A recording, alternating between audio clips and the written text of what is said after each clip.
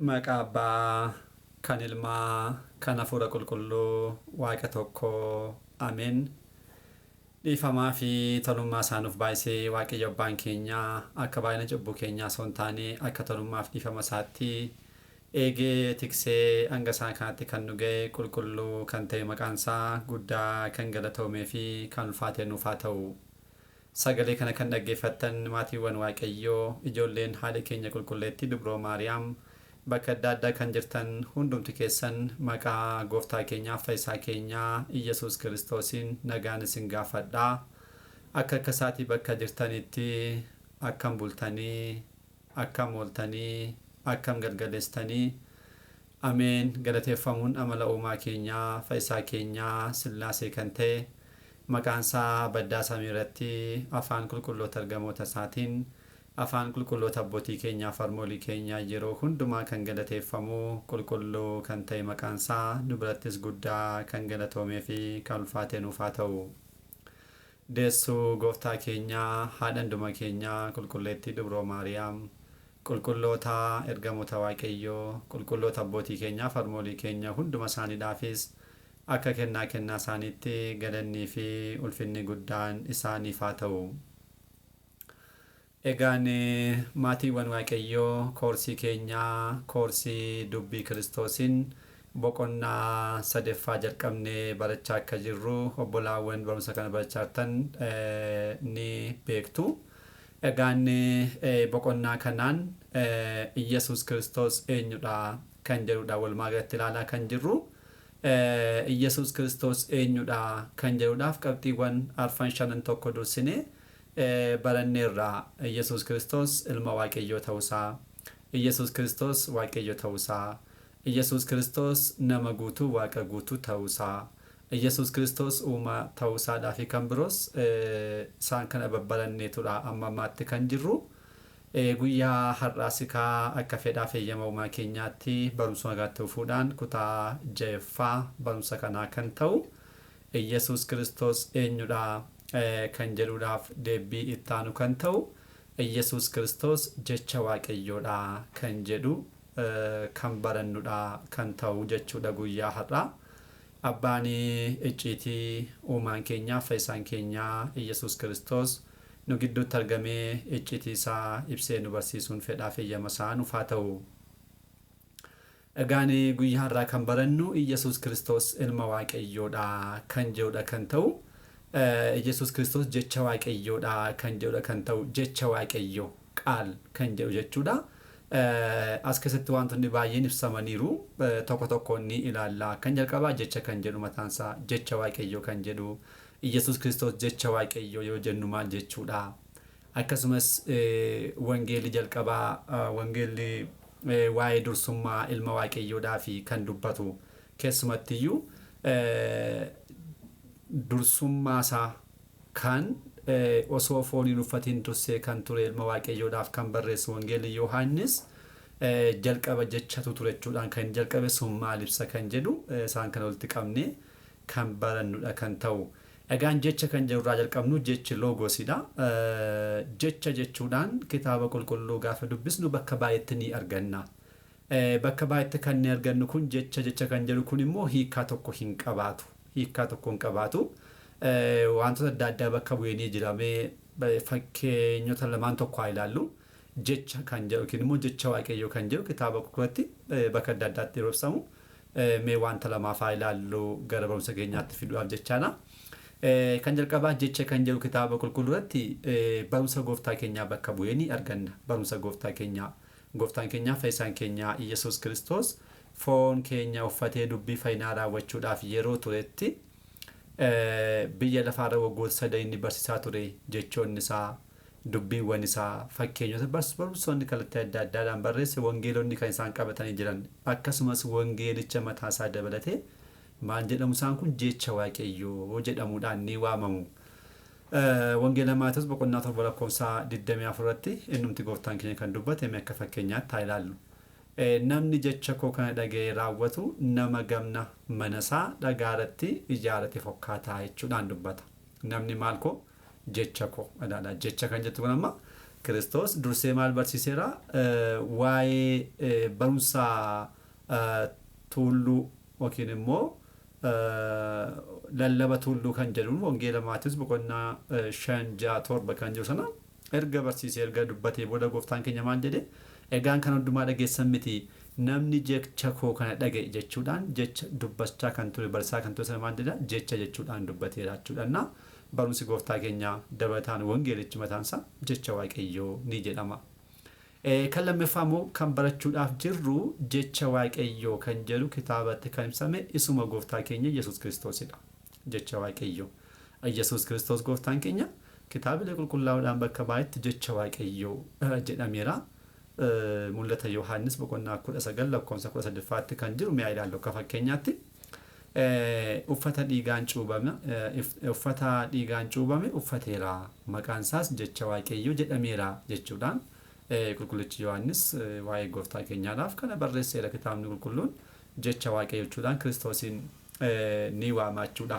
Egaan Kiristoos ilmi waaqayyoo jecha waaqayyoo yeroo jedhamu maqaa haalummaa isaadha kun maqaa haalummaa yekuneetsim kan jennu dursinee waa'ee sadummaa addaa waaqayyoo yeroo barannu waa'ee sillaasee jechuudha. Waaqni keenya sadummaa addaa ni qabaata sadummaa qaamaa sadummaa maqaa sadummaa hojii fi sadummaa haalawwanii jechuudhaan ibsineerra. Maqaan jecha waaqayyoo kun jecha waaqayyoo kan jedhu kun sadummaa sada arfan keessaa kan xumuraati maqaa haalummaa yookiin maqaa haalawwanii isaati jechaadha. Waaqayyoo haalummaadhaan yookiin haalawwaniin bekunet sadiidha yoo jennu tokko laphummaa abbaadha. Jechummaa ilmaa fi afurummaa qulqulluudha dursinees baranneerra waan ta'eef kun baay'ee cimaa miti. Asatti egaa laphummaan abbaa ni jira jechummaa ilmi waaqayyoo maana maqaa malummaa isaatiin ilmi waaqayyoo jecha jedhamee ibsameera jechuudha. Innaa ilmi waaqayyoo jecha waaqayyoo ta'uusaa haala kanaatiin kitaabni qulqulluun akkasumas barumsi mana kiristaanaa keenya sadummaa addaatti kan baranne nutti agarsiisa jechuudha. Egaan ilmi waaqayyoo jecha waaqayyoo ta'uusaa haala kanaatiin erga beeknee booda jecha kan jedhaman keessaa hoo jecha akkamiitii kan jedhu immoo ilaallu. Jecha gaafa jennu walumatti qabnee wanta baay'ee jecha wanta jennuudhaaf jecha akkamiiti kan jedhu immoo ilaallu. Isa beekuudhaaf gosoota jechaa beekuun barbaachisaadha. Jechoonni kallattii adda addaatiin ni qoqqoodamu. Asitti garuu jechoota lama qofaa ilaallu. Jecha dubbatamu kan hin qabamne kan jalqabaachaa jecha dubbatamu. Inni kun jecha uumamtoota adda addaatiin bakka adda addaatti dubbatamudha. Fakkeenyaaf an dubbachaa kan jiru kana isin kan dubbattan hundi keenya kan dubbannu kun inni kun maal jecha dubbatamu jedhama. Jecha akkasii kun qaama hin qabu. Amma dubbachaa kan jiru kun qaama hin qabu, hin qabamu, hin mul'atu, hin jiru jechuudha salphaadhumatti. Jiraataa kan hin taanedha. Qaamni jechi kun nu keessaa bahee beekaa dhume kana booda hin jiru. Jiraataa kan hin taane. Kan dhaga'amu qofaadha jechichi. Hin dhaga'amaa hafe beekaa. Jechaan dubbadhu kan dhaga'artu kan beekaa. Faayidaa kan biraan qabu. Jechuun jechi kun gaafa dubbatamu waa tokko raawwachuu hin danda'u ofiisaatii. Jechi gaafa nuti dubbannu akka isaa ta'uu jenne mataa isaanii akkas gochuu hin danda'u jechi keenya. Akka jedhamee raawwachuu hin danda'u jechaadha. Kan dhaga'amu yookiin kan dubbatamu qofadha jechuudha jechi kuni. Jecha kana abbootiin keenya hiikaa kitaaba qulqulluudhaan bakka sadiitti qoodaniiru. Maal jedhu jecha namaa, jecha bineeldotaa fi jecha ergamootaa jechuudhaan bakka sadiitti qoodanii kaa'aniiru. Jechi namaa kan nuti dubbannu kanadha. Kan bineeldotaa immoo fakkeenyaaf boofti heewaan duukaa isheen dubbatte jechi akkasii jira. Akkasuma bineeldonni ofii isaaniitti kan ittiin wal galan jechi ni jira. Isaan kun jecha kan dubbatamu qofadha. Kan ergamoota waaqayyo qulqullichi Phaawulos maal jedha? Jaalala yoo hin qabaanne afaan ergamootaadhaan yookiin immoo jecha ergamootaadhaan yoo dubbadhe illee jaalala yoo hin qabaanne maal faayidaa qabachuudhaan kan dubbate afaan ergamootaaf jecha ergamootaa ni jiraachuudha. Innaa jechoonni kun warreen dubbataman qofa jedhamaniitu waamamu jechuudha. Inni lammaffaan immoo jecha qaamawaadha. Qaama kan qabu. Jechi kun qaama kan qabudha. Jiraataa kan ta'edha. Wanta barbaade raawwachuu kan danda'udha. Kan nama dinqisu immoo. Tokko qaama qaba jechi kun gaafa dubbatamu gaafa qaama ni qaba. Kan lammaffaa jiraataa kan ta'edha. Ofumasaa qaamichi jechi jechaadha. Jiraataa kan ta'edha. Waan barbaades raawwachuu kan danda'udha. Jechi kun akka kan jalqabatti ilaalle kana osoo hin taane adda kan ta'edha. Maaliif waan barbaade raawwachuu hin danda'a. Salphaadhumatti addummaan isaa tokko kana wanta barbaade raawwachuu danda'a. Jechi keenya amma gaafa dubbannu waa tokko raawwachuu hin danda'u. Waa tokko jechaadha. Garuu jechi qaamaa kun wanta barbaade raawwachuu kan danda'u jechuudha miti. Adda kan ta'edha. Dabataallee wanta ittiin ibsamu hin qabu. Amma dubbiin keenya wanta baay'ee ibsuudhaaf baay'ee hin hanqata jechuudha. Wantoonni baay'een jecha tokkoon dubbii tokkoon waamamu bakka baay'eetti ilaaltan yoo ta'e wantoonni sun baay'ee adda addadha. Fagoo jiru garuu maqaa tokko qabu. Beetalee waa'ee waaqayyoo ibsuu keessatti jechoonni namaa baay'ee hanquudha, hir'uudha, guutuu miti jechuudha waa'ee waaqayyoo dubbachuudhaaf. Waa'ee waaqayyoo gaafa dubbannu kan irraa dubbannu kun hundumtuu jecha ittiin ibsuun wanta hin qabneedhaaf jecha isaan wal fakkaataa fayyadamna jechuudha. Jechi kun jechi qaamawaa kun isa kanarraati adda baay'ee kan ta'edha. Yesuus Kiristoosiidhaaf kan dubbanne kun egaa jecha waaqayyoo kan jenne isa kana jecha qaamawaa kan ta'e lammaffaarra kan jiru kanadha jechuudha. Egaan waa'ee jecha waaqayyoo jechuun kanaa yoo ilaalle wangeela Yohaannis boqonnaa 1:1 kaasee kan barraa'e kan jiru mi'a ilaallu. Maadda kitaabni qulqulluun jalqaba jechatu ture, jechichis waaqayyo bira ture, jechichis waaqayyo ture jechuudhaan dubbata. Amma kun yaa wangeelota maqaa duukaa bu'ootaadhaan kanneen waamaman wangeelli gooftaa keenya tokkodha. Garuu maqaa barreessaa isaaniitiin qoqqoodamanii arfuutu jiru. Arfan keessaa wangeelli Yohaannis waa'ee hojii gooftaa keenyaa kan lafarraa osoo hin taane jiraattummaa isaa, dursummaa isaa kan bara baraa otoo qaaman uffatiin dursee kan ittiin ture sana ilaaluudhaan isa barreessuudhaan kan jalqabudha. Yeroo kana waa'ee ilma waaqayyoo gaafa barreessochaadha jecha jechuudhaan eegale. Jalqaba jechatu ture jechuudhaan eegala. Jecha jechuudhaan qulqullichi kun kan barreessu kaasuma kan waa'ee ilma waaqayyoodha jechuudha. Waa'ee gooftaa keenya fayyisaa keenya Yesuus Kiristoosidha. Jalqaba akkan jiru akkan ture kan agarsiisudha. Qulqullichi kun hafuura qulqulluudhaan barreessu malee ilma waaqayyoo gooftaa waaqatu ture, gooftaatu ture, ilma waaqayyootu ture jechuu osoo danda'u garuu kana hundumaa keessaatu jecha jalqaba jechatu ture jechuudhaan haala kanaatiin jecha dubbateera jechuudha. Maaliif jecha jedhe kan jiru sababoota gurguddoo ni qaba. Lamaan tokko haa ilaallu. Qulqullicha asitti maqaa gooftaa keenya jecha jedhee kan inni fayyadameef yaa hafuura qulqulluudhaan kan barraa'e ta'u malee booda abboonni keenya sababoota kanaafidha jechuudhaan kaa'aniiru. Isaan keessaa lamaan tokko laallee haa dabarru. Kan jalqabaa qaamonni sadiin waliin akka jiran ibsuudhaaf jecha haala kanaatiin jecha jedheetu fayyadameera. Jalqaba jecha jechuudhaan fayyadameera jechuudha. Dursine akkuma baranne yaa sadummaa haalaawwanii irratti sillaaseen haalummaadhaan sadii akka isaan ta'an. Haalaawwan sillaasee kan jedhamu immoo laphummaa abbaatii, jechummaa ilmaa fi hafuurummaa hafuura qulqulluuti. Egaan sillaaseen haalaawwanii akkas sadii gaafa jennu sillaaseen laphummaa abbaatiin ni beeku, jechummaa ilmaatiin ni dubbatu, hafuura baafannaa yookiin immoo lubbummaa hafuura qulqulluutiin hanga bara baraatti jiraatu jechuudha hiikkaansaa.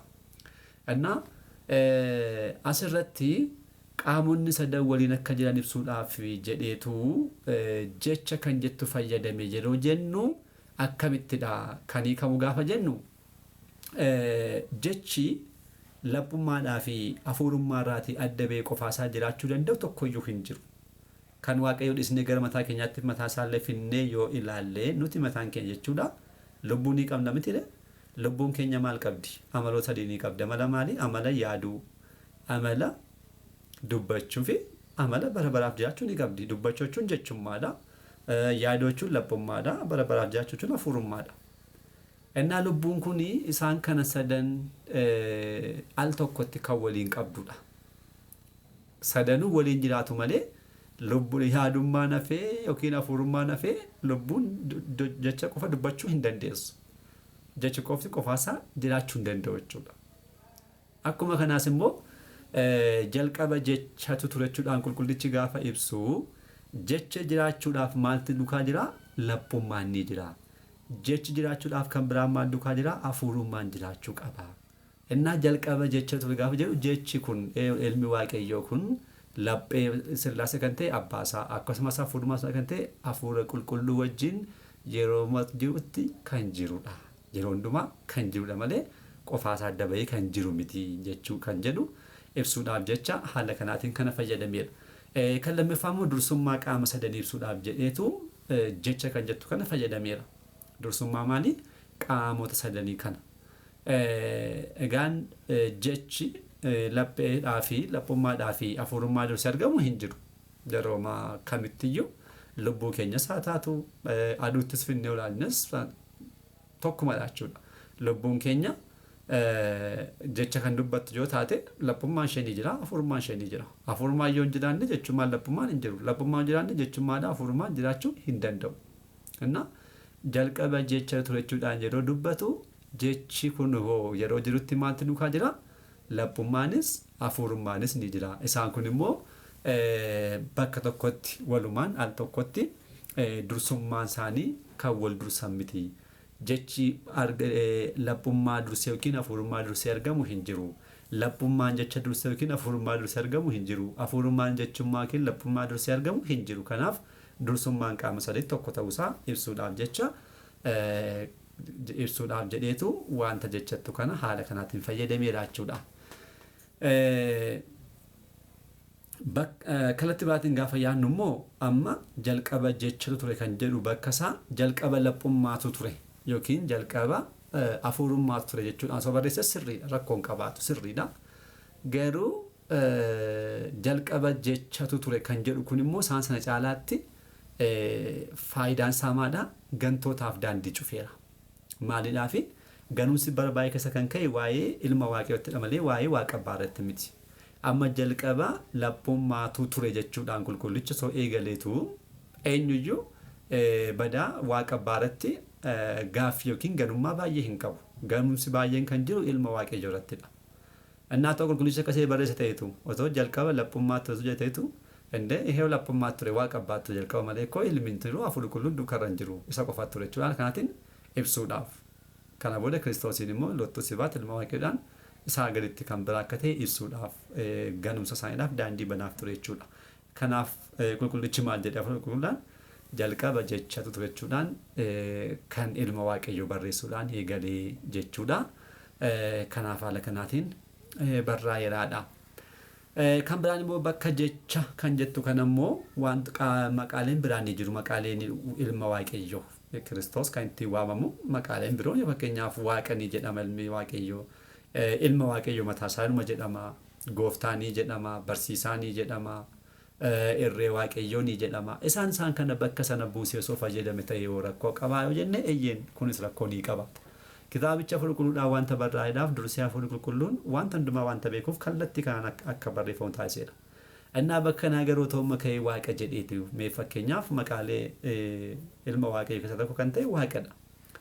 Amma jalqaba waaqatu ture otoo jedheet barreesseetu rakkoon isaa maadha gaafa jennu hubannoo namootaa irratti rakkoo uumuu danda'a kun. Maaliidhaafi waaqa kan jiru kitaaba qulqulluu bakka adda addaa haala adda addaatti ibsamee wanta jiruudhaaf. Uumamtoota osoo nafi ibsameera.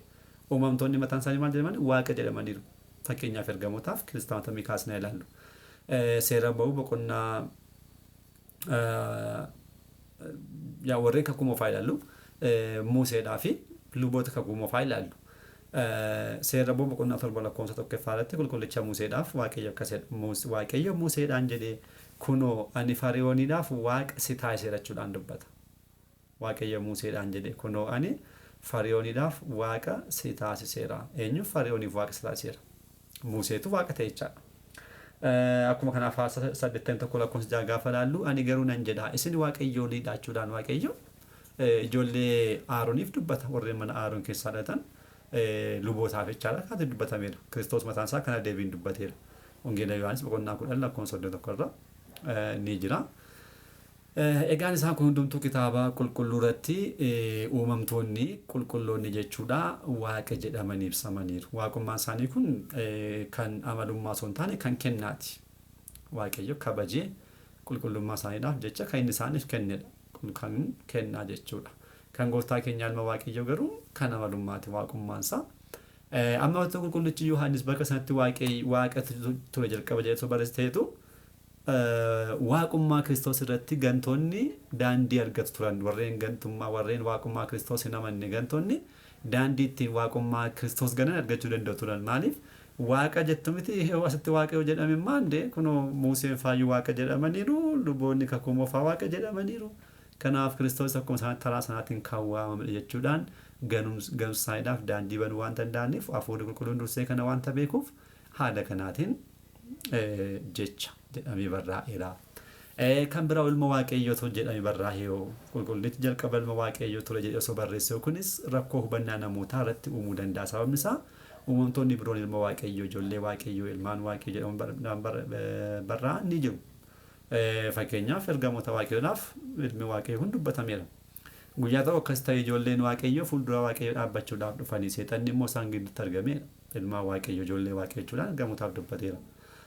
Nu kiristaanota warreen hafuura qulqulluudhaan cuubbamnee lammeeffaadhaannee jirru isaan nuti mataan ijoollee waaqayyoodhamna.